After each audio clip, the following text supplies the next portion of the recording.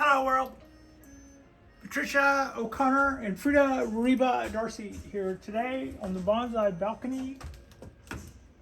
We are picking up where we left off yesterday. This is part two. Come on. I have several pair of scissors standing by, and what we're going to do in this show is go back on all of our branches and start cutting back for more ramification. Some of these branches will not make the cut. In other words, they won't be here next year because they were just what the tree grew this year, and we decided to let them go. Some of these branches were the ones that we decided to keep last year, so we'll go back and prune them back shorter.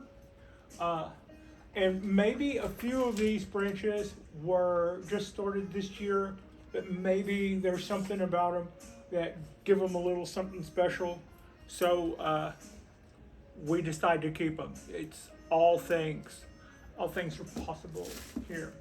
So for starters, it is a pretty overcast day. It's in the mid 70s. It probably got a little higher than that around noon. But there's no point to dilly in our dally. We can go ahead and get started. Also, I think you can see, this is what we lost. Part of what we lost in yesterday's video at the tail end was the last minute of pruning the third cypress over there, the youngest one of the three. And the part where I did this final little clip back on this guy. And then the lotto numbers, but then that lotto came and went. So, yeah. So, without any further ado, I'm just going to start. Should I start at the top or I start at the bottom? I actually don't think it makes a lot of difference, but I think I'll start at the bottom. So where I am here, this branch is, it's got some motion to it where in the early going, I was wiring these guys. I was just sure enough wiring these guys. And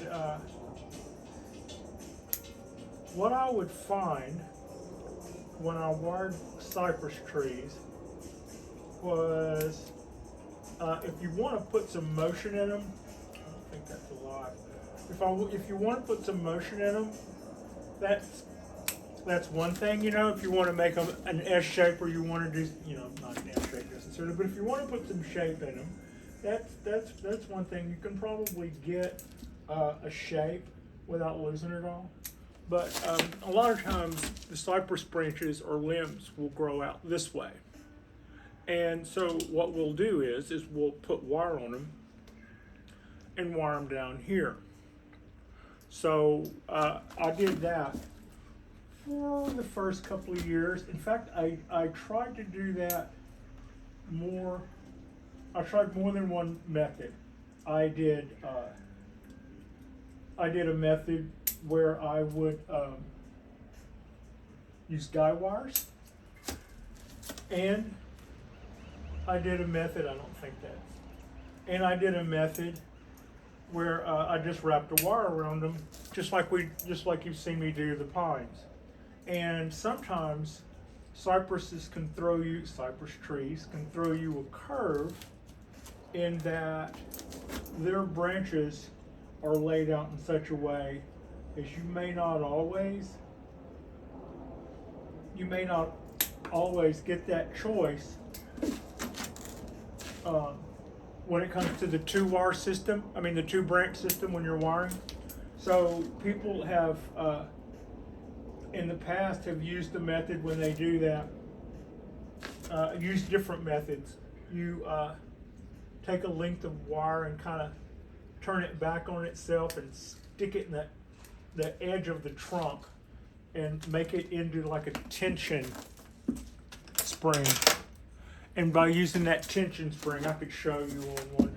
But here's the bottom line. If you don't do that, then trying to use the two branch system means you are reaching way, way out to find a branch somewhere. and you can waste a lot of wire doing that. So, you know, that's not necessarily the best either.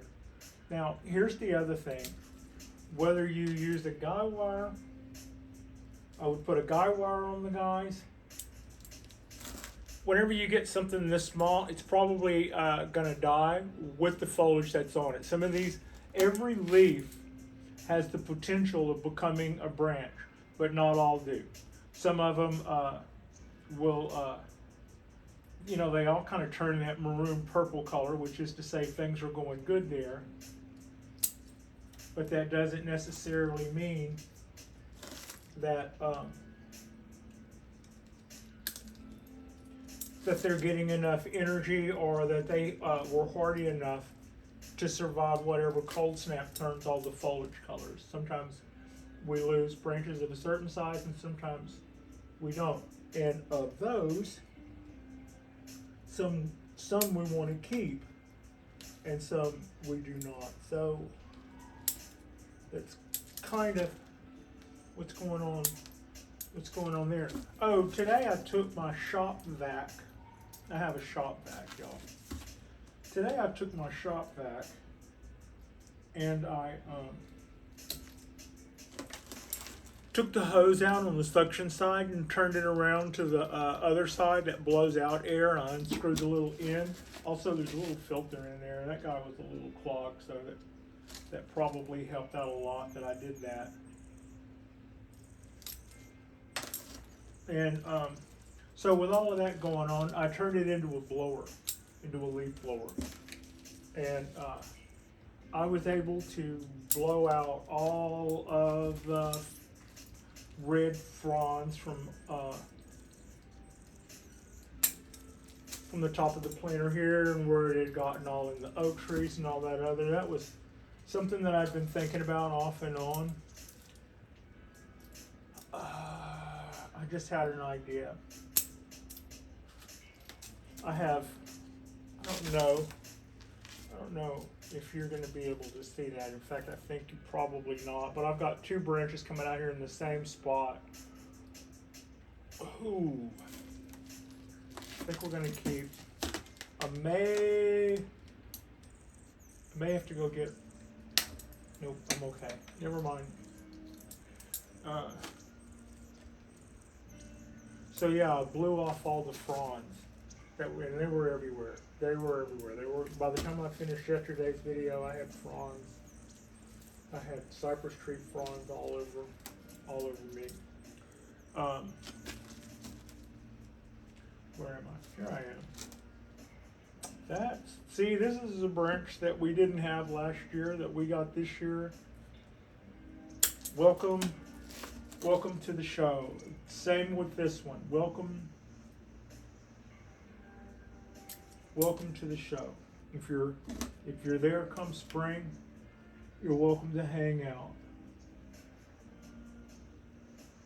Actually, those are too close together, and I believe I'd rather have this one, because if I cut this one in lieu of the smaller one, because sometimes you do, sometimes you just go with the smaller one, I would probably be hedging my bet on the one that won't survive the winter, because that was too small, I think. If they have a little bit of meat on their bones, they'll live through the winter. But if they're basically not much bigger than the center part of the leaf, then they likely wouldn't. This is that was getting borderline big for these stainless steel shears. But these are the guys I have to watch out for. The harder something is to cut, the more I have to make sure that I don't have me somewhere that'll get pinched by these things when they snap closed.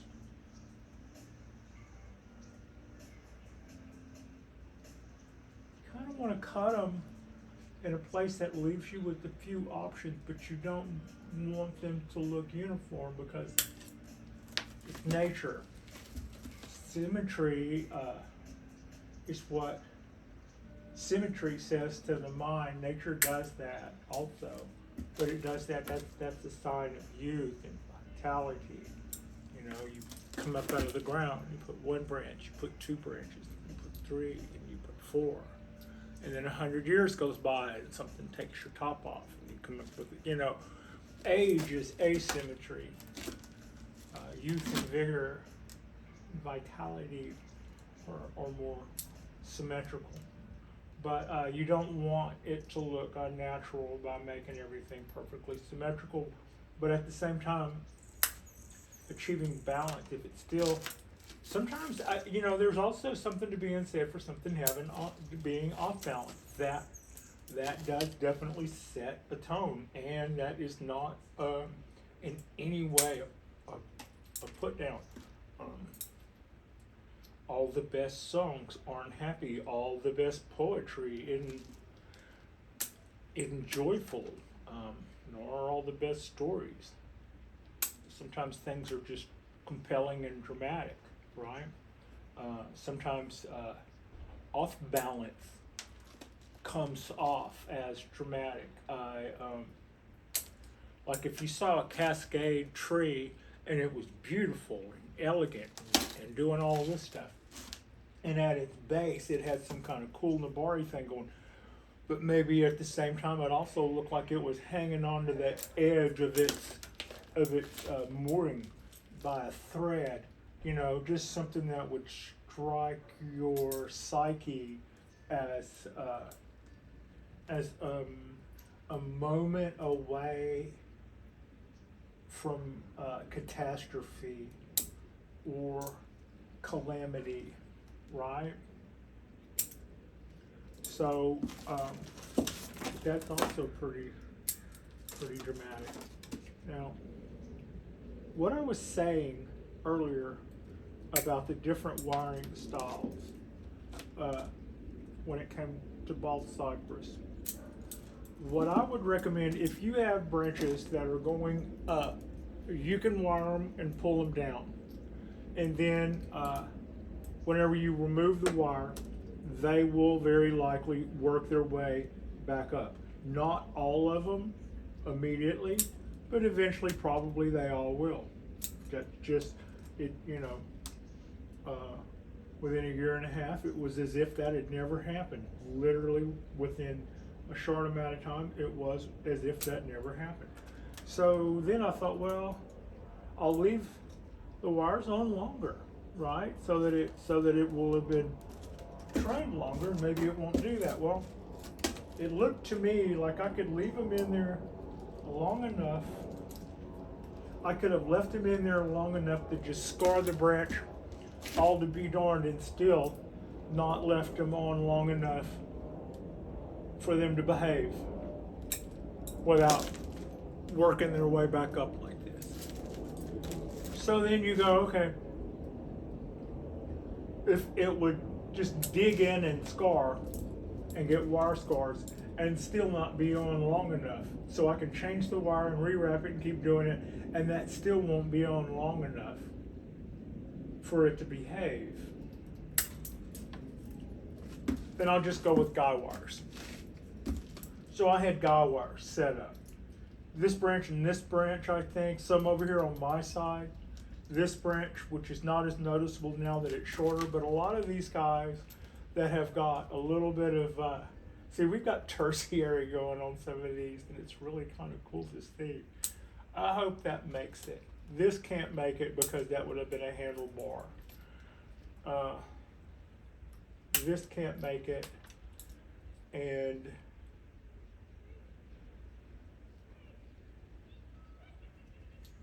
this can't make it. So, guy wires. So I tried guy wires. I even discovered that I could take office envelope butterfly clips and clip them around to the edge of the pot. I didn't mind doing that because this is a microplastic pot. It's not a treasure. But at the same time, I think I could have gotten away with that had it been a nicer pot. And Certainly, if I would have, this probably won't survive the winter, it's too small. This probably won't survive the winter, it's too small. Don't know about this. Don't know about this. That won't, that won't, that won't, and, okay. One tree down. So I tried guy wires, and the same deal. No matter how long you leave them on, you can pull them down even more with guy wires than you did with wire, because eventually the tree gets thicker, the branch gets thicker, and it can start fighting your guy wire on its own. So I did the guy wire thing for a while, and some of these were guy wire limbs, and same deal. As soon as you stop training them, is the sooner they go back to what they were doing before. The branches up here seem to me at the very top to be a little hardier. We'll give those guys a shot. We'll use this one because it's pointed in at that one. And also I lost one of them. I might not have lost that one, except it was too close to this one. Just too darn close. I'll clip them back in a way so as not to allow them to shadow one another when I can help it. If I like it, if I like the branch, if it looks like the branch itself adds a sense of balance, then I might try to fix that. Then I might try to fix that shadow thing by just working on the petals of the fronds themselves. You know, pull out a couple, give up a little light, but still leave the branch or still leave the frond in place.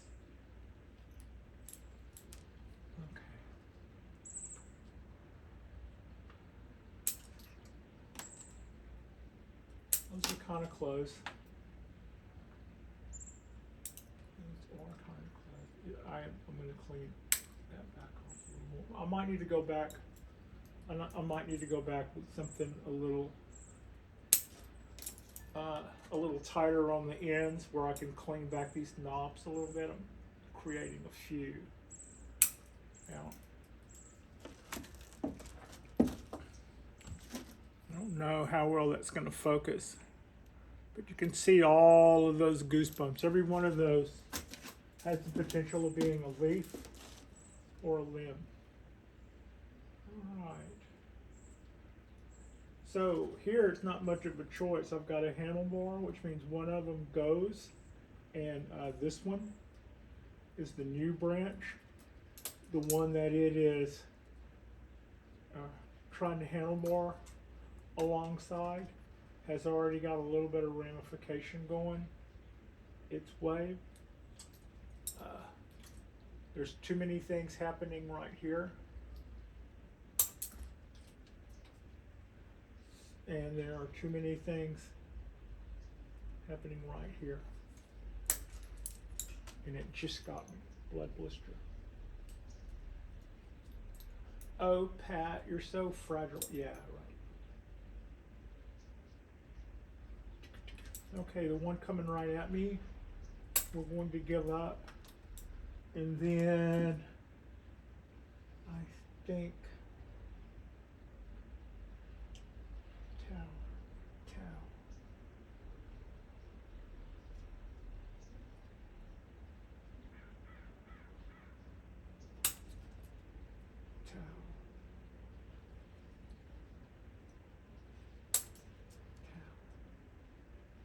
Okay.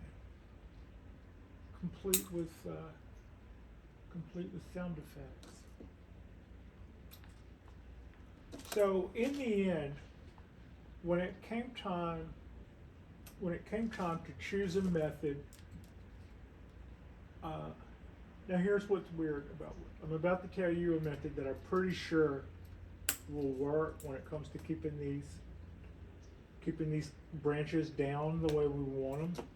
even these, I mean, that's like right straight out. And as it gets fatter, it's not going to get heavy enough on the end to overcome the fatness that it'll grow here. So,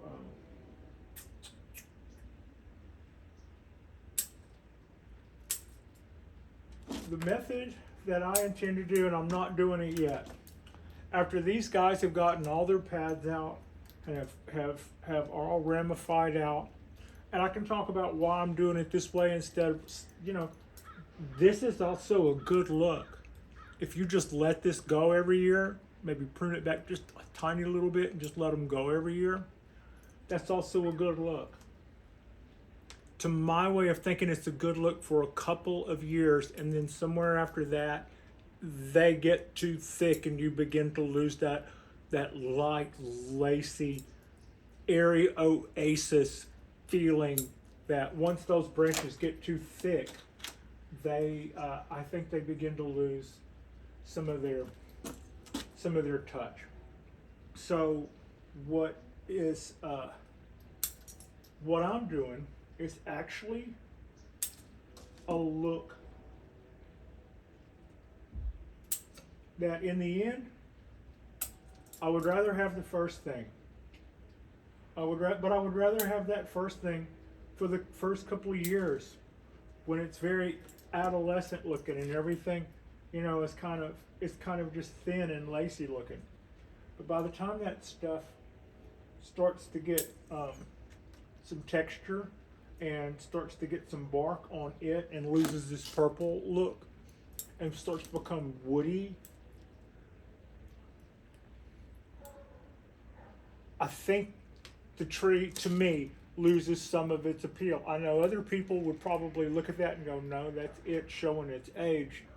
And yeah, to that end, maybe I need to evolve my thinking.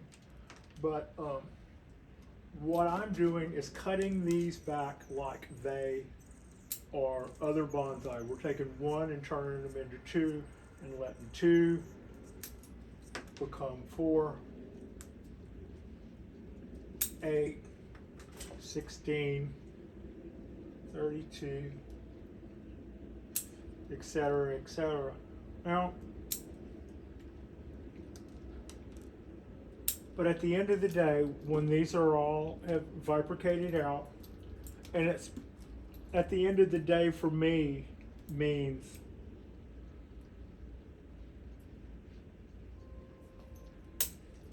when these have healed over and turned into taper, when all of my cuts have become taper, then that's whenever the boats are pulling up to port or the ships are pulling up to port, so to speak, right?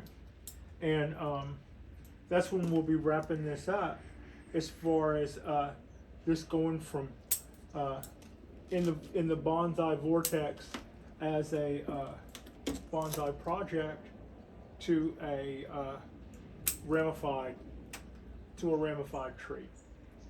Get back a little. So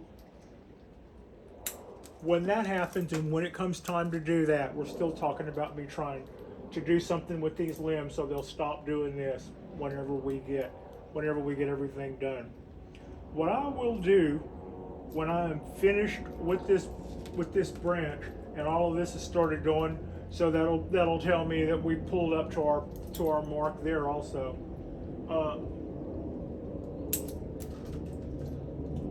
I will go underneath with a handsaw and I will do a wedge cut right under here. I'll do a wedge cut and I'll do it halfway. And then I will attach a guy wire from there and pull that down. If I'm really smart, I might get my guy wire over here and put a little curl in it and then clamp it to my butterfly or whatever I'm using. That way some of these branches, whenever they're coming out, I won't have to go down there to that same spot. I can just go to that point that I will have made in the cable below it. And then I'll go from the top down after I'll put a wedge cut here and a wedge cut here and one here. Probably shouldn't let that fly. And one here and one here, one here, one here, one here, and one here. For instance, all the way down, and I can pull all those down. It will be a lacy thing of tension lines, and will look like it'll actually, I think, will, from my engineering or motorhead frame of mind, I think it'll look cool as heck. But that'll be kind of like our last step. And once those wedge cuts callus over, and they never yield. When you make a wedge cut in a tree and then pull it down and close that wedge up, both cuts will callus over. And that will help it to maintain that shape. It'll stay in that shape. Now, that's the one thing that I haven't done to this tree, but as soon as I heard that as a technique, I went, yeah.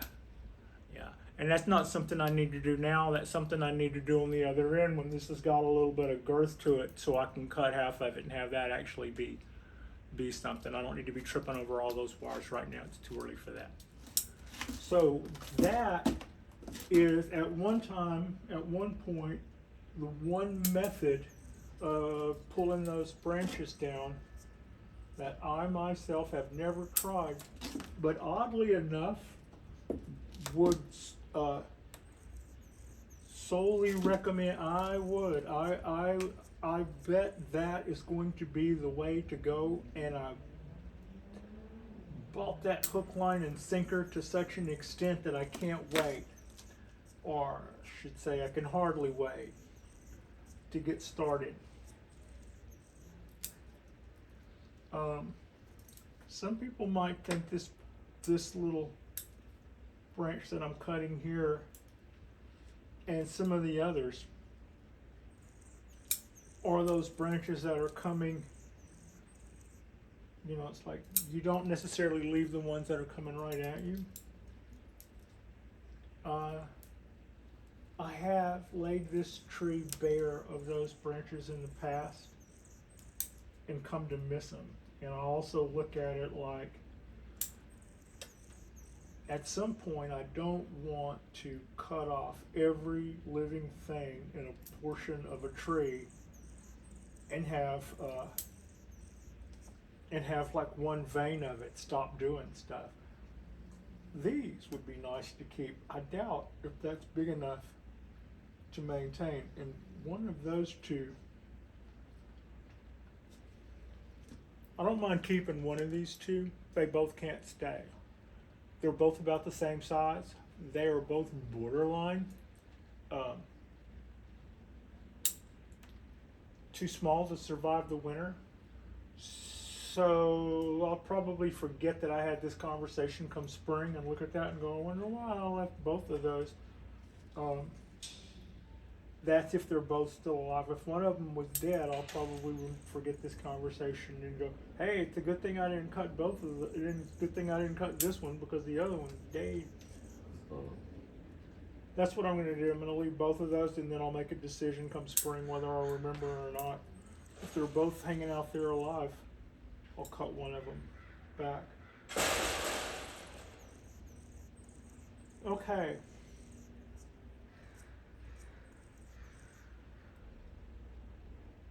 So this is going straight up.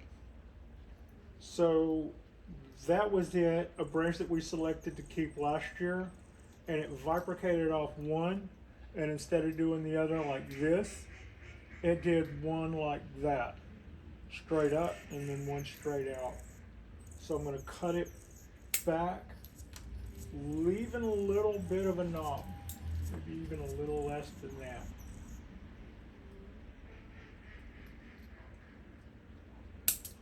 If I were to go back and put a little paste over that to preserve that, then I would probably get a couple more shoots out of there, and that would give me the ramification I was trying to get.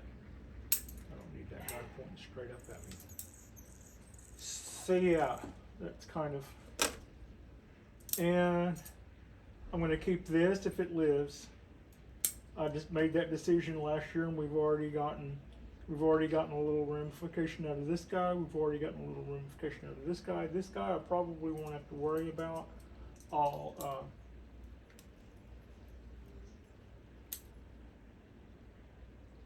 let nature run its course and see whether or not we have to make a decision about it at some point or not. I won't keep this one. That was already gone.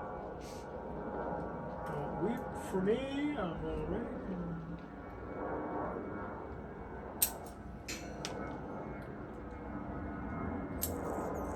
So, that's pretty much where I stand on a method of keeping these. I know people who have not used that method and they've had better luck getting their branches to go down. I know people who have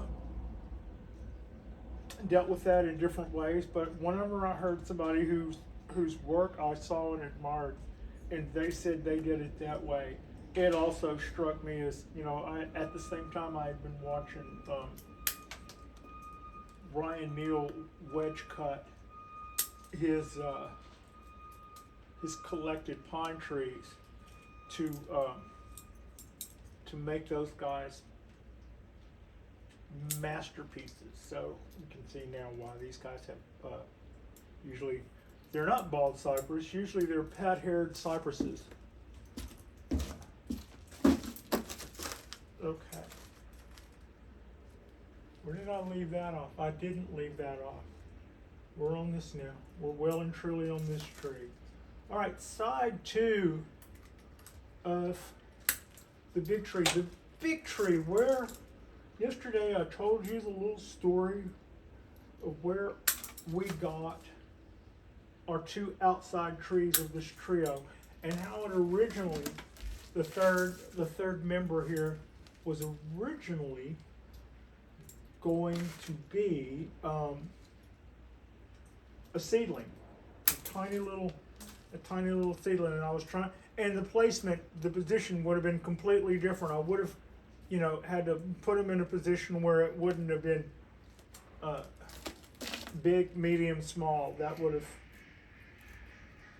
I don't know, I just would avoid doing that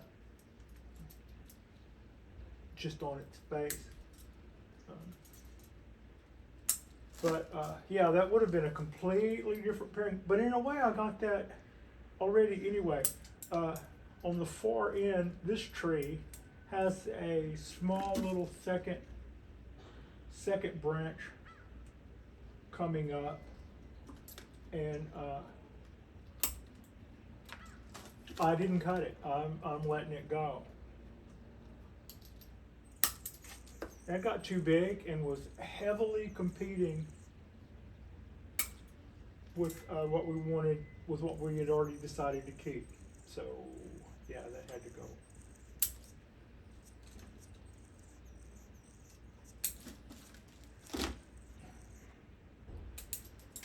I mostly cut top branches, not always.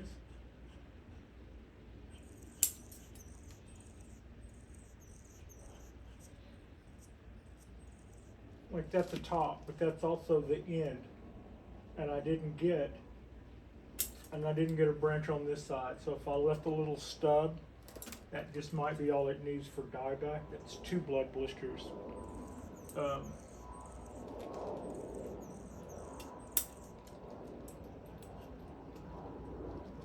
But my thinking is they'll probably sprout out there and sprout out there.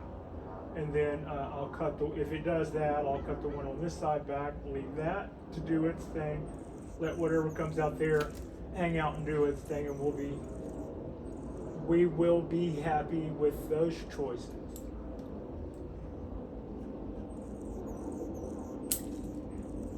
Cypress trees are pretty easy. I think they would be a good first tree. They also grow fast enough to where if you decided to do one thing, if you wanted to do one thing, and then something happened, your taste evolved, which happens to new people in bonsai quite a bit, then they grow fast enough to where you can about face your stop, or you could acquire somebody else's tree, you know, at an auction or a sale or from a nursery, and go, yeah, I would do this completely different. You know, I mean, that's always your prerogative. Man, what a can of worms that can be.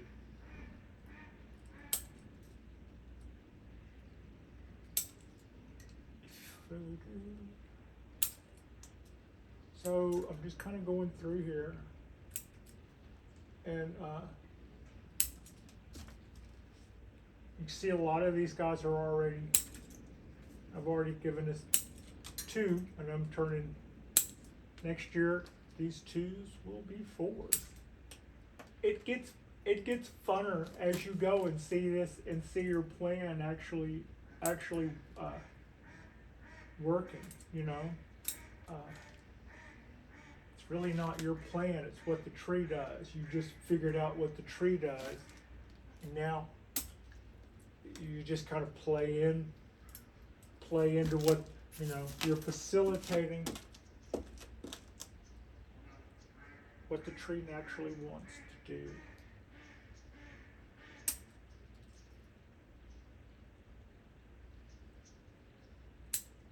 I won't make a decision over that. That span is a little long, but it's not really too long.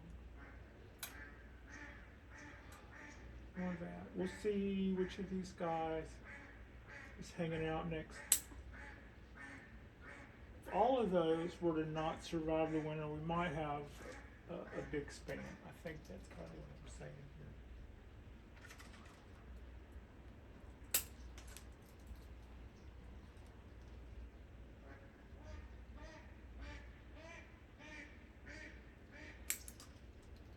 I found that little spot again. Boy, you can hear the wind. And I've got that sun right in my face. This is questionable as to whether or not that's big enough to make the winter.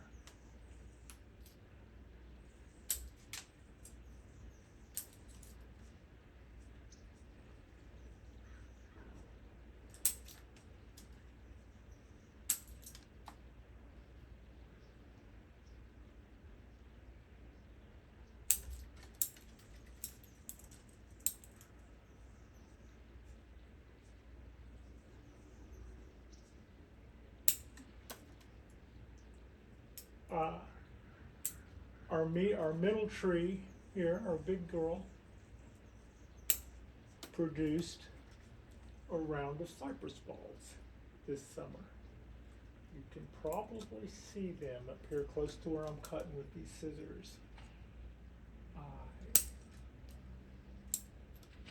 We'll cut those off and bring them in. Oh God, Pat. Depth perception much? Well, I got one eye closed because the sun's going right down the old barrel. The old eye barrel. Okay. Over here where we can see that. How about that?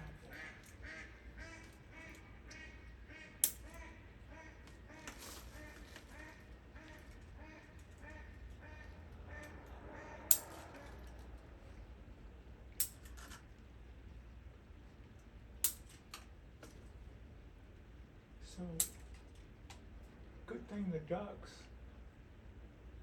the ducks are going on. We lost our music a long time ago, for all I know. Are we still shooting? We are. Well,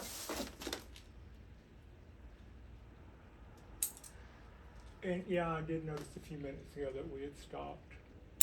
But I thought that I would wait until at least I got over there on that side of the tree to pause and make sure we were making a video. If it drops off, we already know this is going to be a multi-parter. You've already, at this point, seen enough of pruning 101 to get the gist of it. I'm not going to stop it early, but if it bails out, our 3-parter tomorrow, we break out, I break out my chainsaw.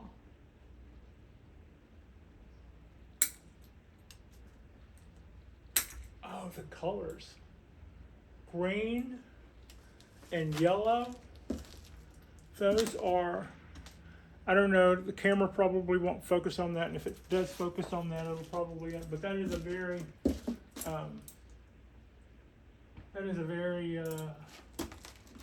Van Gogh looking paint job on those cypress balls. So that's the second top, our second tree of 2. So we can smell the barn from here, as they say.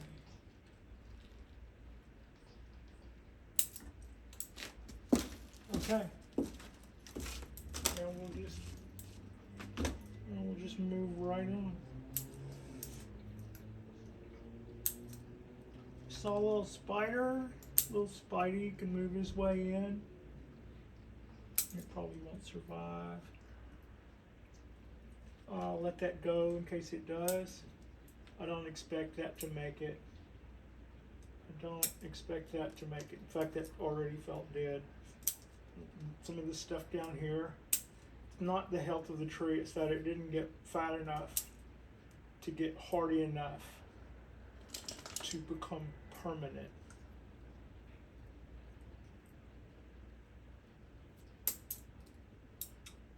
There's a point at which it's a little bit more, I guess, self-sustaining, and there's a point to where it isn't. There's a point at which they're too small and it just dies back with the leaves.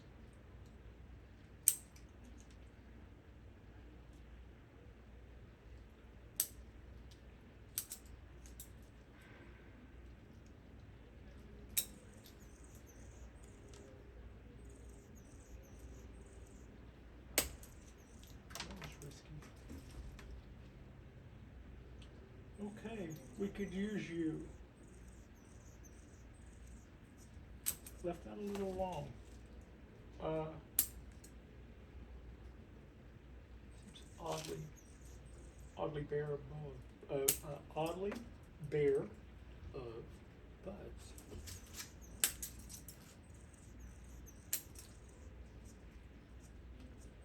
And when you see something that's just got an entire cluster of small limbs coming out, there's 2 thoughts.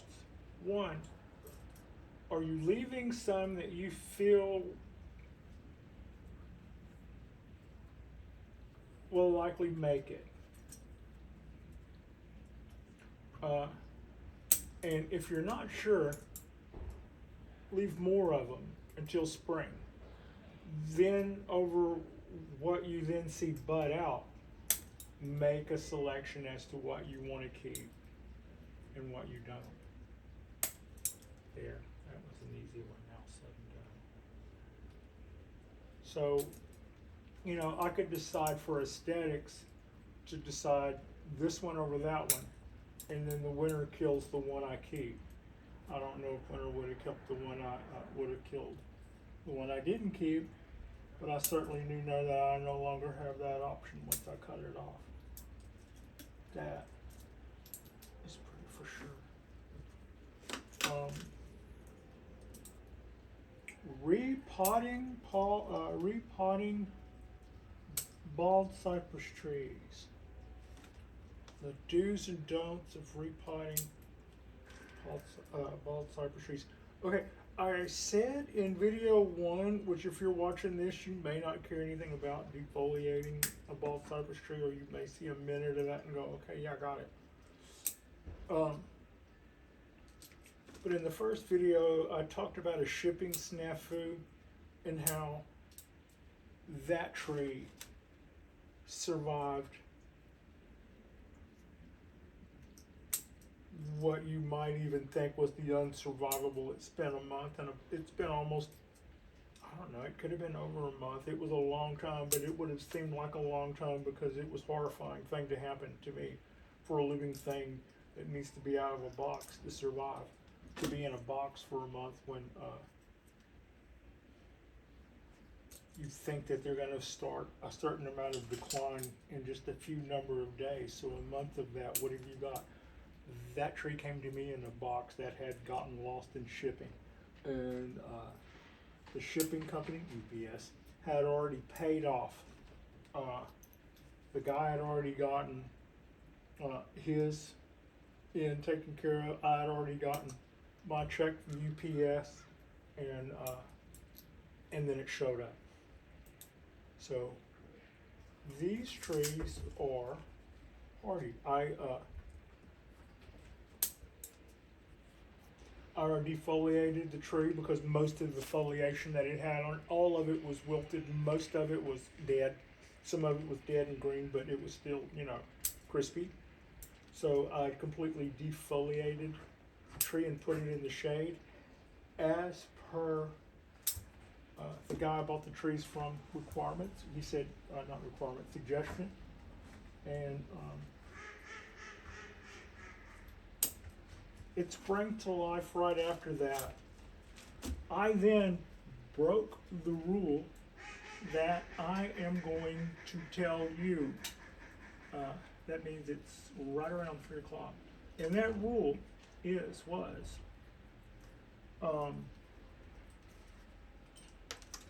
in spring, early spring, or when the bald cypress thinks it's spring. So for me, this would have been maybe mid-February, when the tree notices that the days are getting a little longer, or maybe it's not cold enough to snap it back, and it hadn't started showing green yet. But if you look, all of those little goosebumps that I keep talking about that are all bud sites by the trillions, these guys are just prolific with those things. When you notice those starting to swell, that's a green light to repot. So on one hand, what I told you about their hardiness, they are absolutely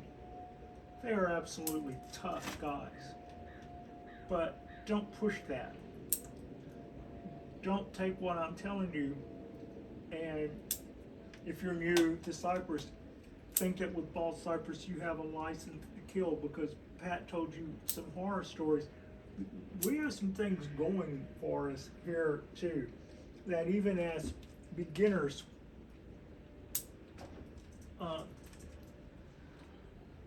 our climate kind of meets some stuff halfway. So you can go, well, you don't know what you're doing. Overall, that's a -2.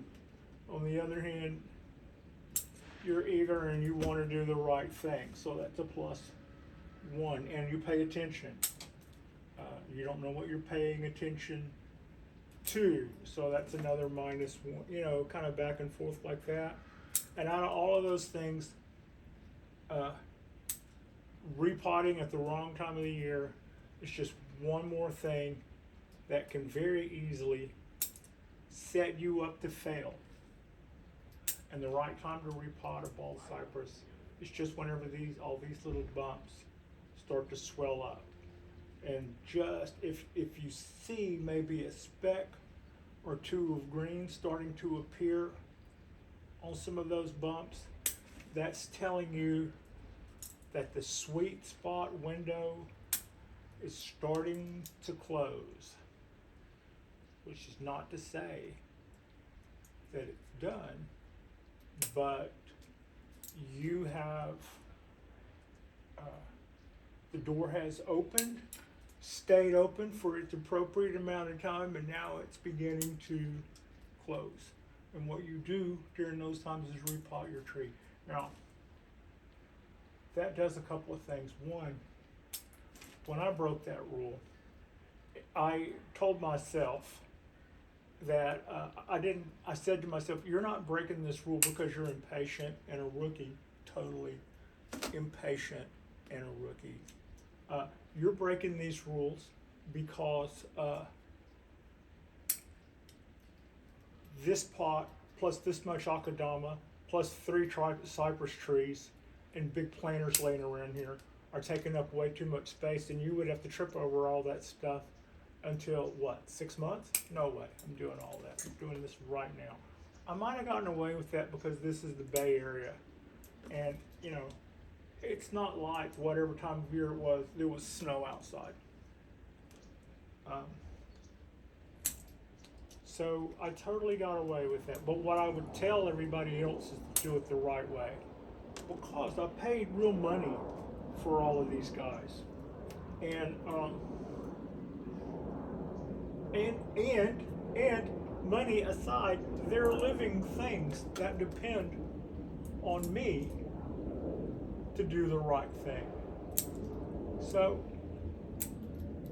whenever your spring is, and that's not necessarily whenever the calendar says it is, it's more whenever you see that happening to the tiny little buds.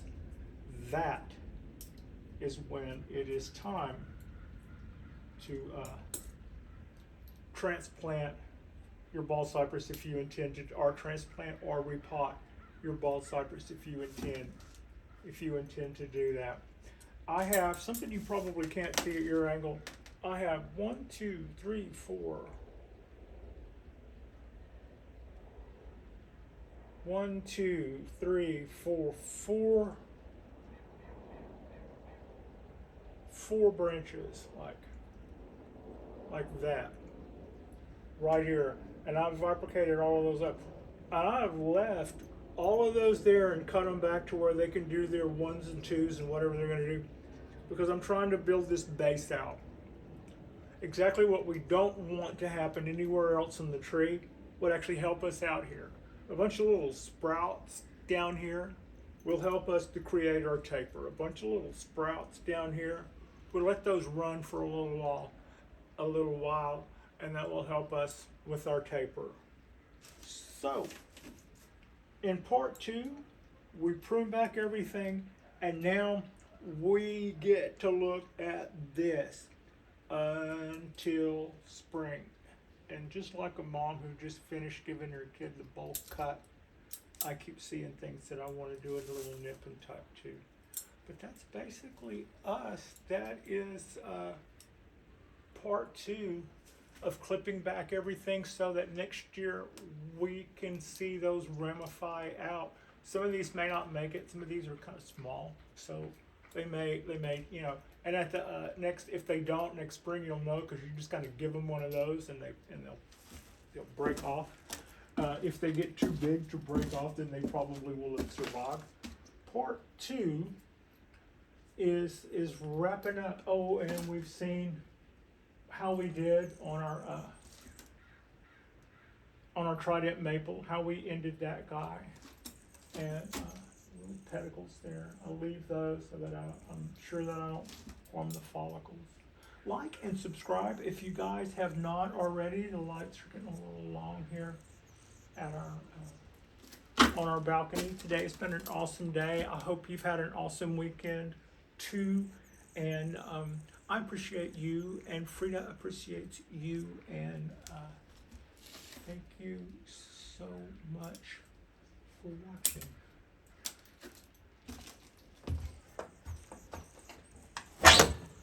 Oh, that was nice. Well, we didn't get our kick in, so yeah.